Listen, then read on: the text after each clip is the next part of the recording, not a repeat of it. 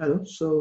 I'll be talking about the Go mod of this particular application. This is the name of the model, right? The application itself is a model that is evident by the fact that it's a Go mod file.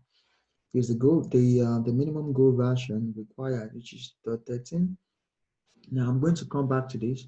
Require simply means the dependencies of this particular module, which is, as you can see, these are dependency and their respective versions. So the version represents the minimum version that is required of this dependency. You will notice that there's a couple of different ones. This looks pretty straightforward to understand.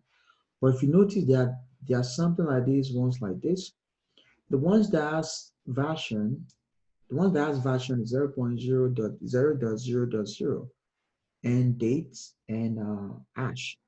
This one simply means that right? It's not able to find a Go version declared on the repo, right? If you go to this particular repo, you're going to notice that there is no version right declared. So what Go is going to do is that it's going to declare it as version 0.0.0 and pick the date of the last commit and the hash, right? So it's going to use that as a version, right?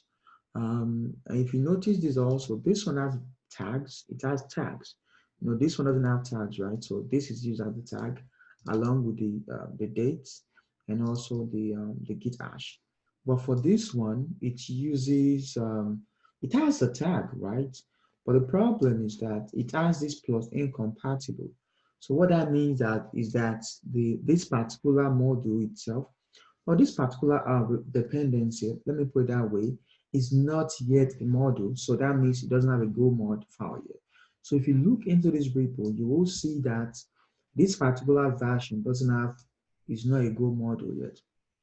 Right? So those are some of the requirements.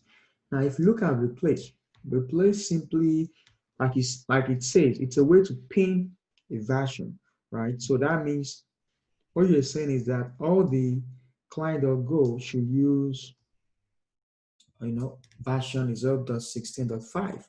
So that means that it's not going to use this, right?